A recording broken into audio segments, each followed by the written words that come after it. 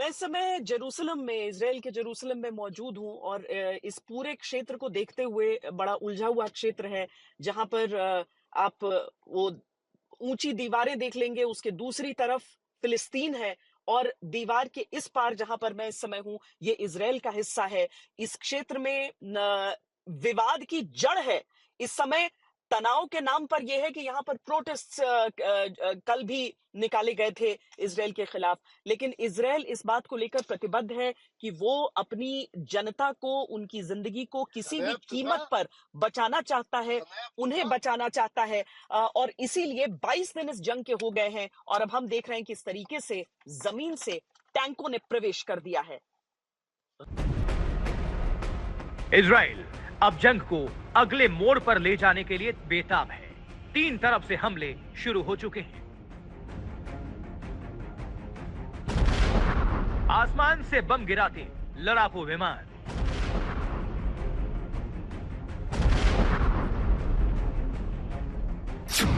Gaza में घुसकर तबाही मचा रहे टैंक्स,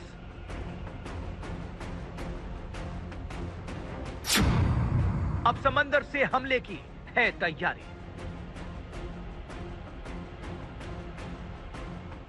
अंतर्राष्ट्रीय समुदाय लगातार गाजा में युद्ध विराम को लेकर दबाव बना रहा है।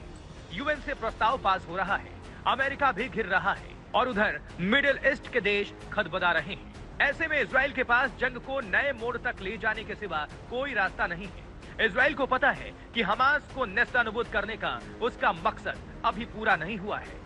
ऐसे में इजराइल ने तीन तरफ से अटैक करना शुरू कर दिया है। इजराइल की रणनीति यह है कि आसमान से अटैक को और तेज किया जाए, लगातार बम बरसाए जाएं, जमीनी आक्रमण में तेजी लाई जाए, सर्जिकल स्ट्राइक जैसे हमले किए जाएं, इजराइल से लगती समुद्री सीमा को सील किया जाए। रणनीति नंबर 1, आसमान से बमबारी। इजराइल लगातार आसमान से हमले तेज कर रहा है। उसके लड़ाकू विमान लगातार नए नए ठिकानों पर बम बरसा रहे हैं। 2 दिनों में ही 350 ठिकानों को निशाना बनाया गया। आगे ऐसे हमले और तेज किए जाएंगे।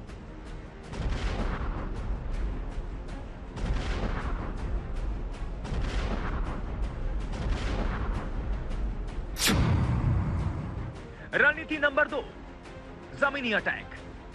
जमीनी हमलों के लिहाज से इजराइल ये कह रहा है कि पूरी तरह जमीनी हमला नहीं किया गया है, लेकिन इजराइल ने इसकी पूरी तैयारी कर दी है। रह रहकर सर्जिकल स्ट्राइक किए जा रहे हैं। थल सेना और इसके टैंक गाजा पट्टी के शहरों को लगातार टारगेट कर रहे हैं। रणनीति नंबर 3, समंदर के जरिए हमला। समंदर के जरिए अब तक इजराइल ने खास हमला नहीं किया है, लेकिन ये ताजा तस्वीरें बता रही हैं कि उसने यहां भी अपनी हरकत को बढ़ा दिया है। नौसैनिक लगातार गश्त कर रहे हैं। हमास के साथ संघर्ष के मद्देनजर अश्कलोन बंदरगाह और उसके तेल टर्मिनल को बंद करने के बाद इजरायली समुद्री पुलिस ने इजराइल और गाजा के बीच तट रेखा पर गश्त की। इजराइल अब समंदर के रास्ते भी हमले की रणनीति बना रहा है। समंदर में अमेरिका के 2 विमान वाहक पोत पहले ही इजराइल की मदद के लिए तैयार खड़े हैं।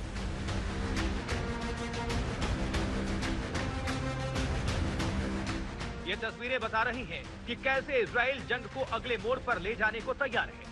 सेना को जमीनी जंग की ट्रेनिंग दी जा रही है। कैसे घरों पर रेड करनी है, ये सिखाया जा रहा है। साफ है कि इजराइल सेना घर घर में घुसकर हमास के आतंकवादियों की तलाश करेगी और उनको ठिकाने लगाएगी। ये इजराइल की नाहल ब्रिगेड है, जिस पर जमीनी हमले की बड़ी जिम्मेदारी है।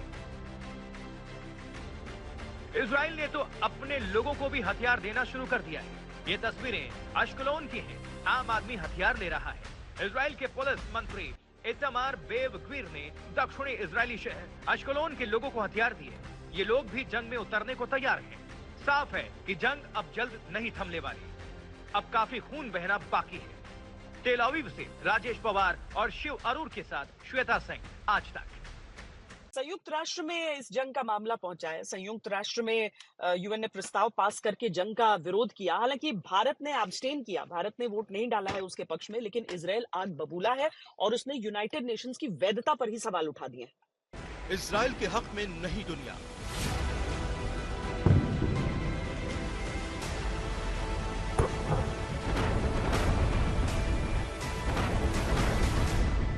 इजराइल को सुनाई खरी खरी।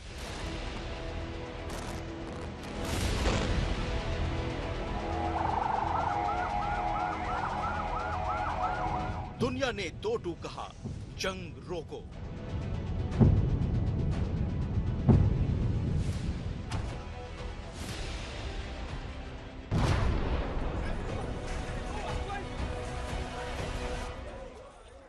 एक तरफ अमेरिका, फ्रांस, जर्मनी और ब्रिटेन जैसे ताकतवर मुल्कों के खुले समर्थन से इजराइल गजा पर ताबड़तोड़ हमले कर रहा है।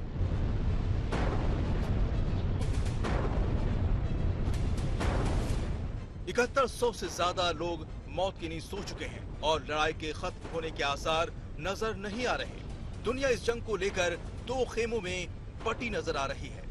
दुनिया का ये दो भाड़ साफ तौर पर नजर आने लगा है, लेकिन जंग के खिलाफ सबसे मजबूत आवाज संयुक्त राष्ट्र संघ के न्यूयॉर्क हेडक्वार्टर से उठी है।